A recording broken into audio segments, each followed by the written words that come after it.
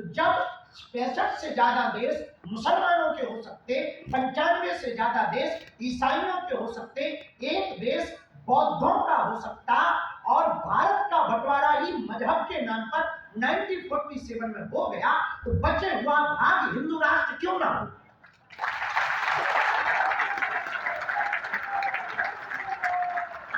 दूसरी बात, हम भारत के हिंदू राष्ट्र में मुसलमानों को भगाना नहीं चाहते। दुबई में सब रहते तो तुम भारत में रहो, और कायदे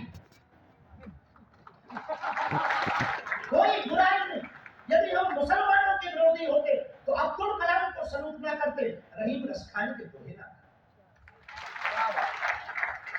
हम इस्लाम के विरोधी नहीं, हम ईसाइयत के विरोधी नहीं, हम किसी के विरोधी नहीं है। हम केवल और केवल हिंदुओं के अंदर जो डरपोकपना है, जो अनेकता है, उस अनेकता को मिटाकर एकता चाहते, भय को मिटाकर उसे सड़कों पर चाहते, शस्त्र और शास्त्र चाहते, माला और भाला इनके हाथों में दिख रहा। हम तलवार की लड़ाई लड़वाने के लिए या हिंदुओं को लड़वाने के लिए या तुमको सड़कों पर लड़वाने के लिए पदयात्रा नहीं करने वाले हैं। हम तलवार की लड़ाई पर 1% भरोसा नहीं करते, हम विचार की लड़ाई पर भरोसा करते। विचारों की लड़ाई जितनी पावरफुल होती है, तलवारों की लड़ाई उतनी पावरफुल नहीं होती। तलवारों की लड़ाई से तो सिर्फ तुम तन को काट सकते हो, विचारों की लड़ाई से तुम्हारे मन का भेदन कर दिया जाए। वर्तमान समय में भारत में रहने वाले 80% सनातनी तनातनी में फंसे। सनातनी नहीं है, तनातनी है। या तो कास्टवाद के नाम पर जी रहे, या क्षेत्रवाद के नाम पर जी रहे, या भाषावाद के नाम पर जी रहे। हम ये गुनाह यदि कर रहे हैं तो ऐसा गुनाह हम हर बार करेंगे। हम इस देश में कास्टवाद नहीं, राष्ट्रवाद चाहिए। हम इस देश में भाषावाद या क्षेत्रवाद नहीं, राष्ट्रवाद चाहिए। यदि ये गुनाह है तो ये अपराध गुनाह रहेगा।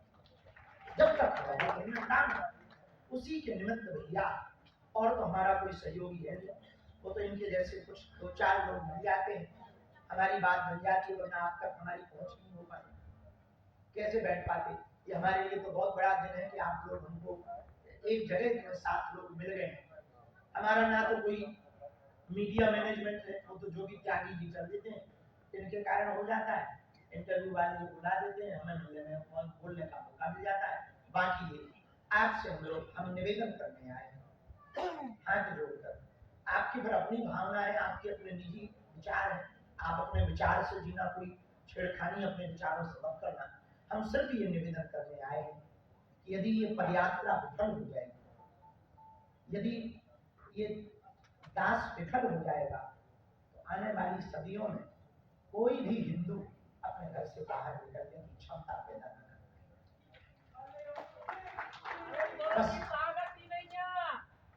बहुत सी विरोधी ताकत, अभी परसों ही नरसों किसी ने धमकी दी कि हम कोई बहुत बड़ी आर्मी है, हमें पता नहीं कौन है वो, उनकी भी भगवान कृपा करें, जो है वो भगवान उनको सब बुद्धि दे।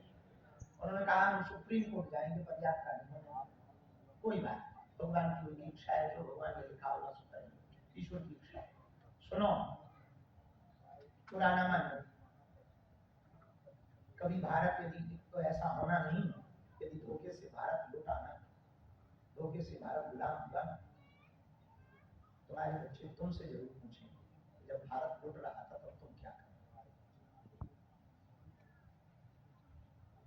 हम तो दावे के साथ कह पाए, हम तो निकले थे, हम तो भोजन त्याग कर, घर त्याग कर, हम त्योहारों पर, इस दिन धनतेरस थी, उस दिन हम दिल्ली में, दिन में कुछ एक संजय जी की आज्ञा की, उनके खेत में चले गए, फिर शाम को बैठक करने के लिए पूरे रास्ता बन गए, जहाँ जहाँ पदयात्रा जानी है। 150 किलोमीटर की पदयात्रा, 3 राज्य हैं, दिल्ली, हरियाणा, उत्तर प्रदेश, लगभग 5-6 जिले, और लगभग 9 रातें रुकना है।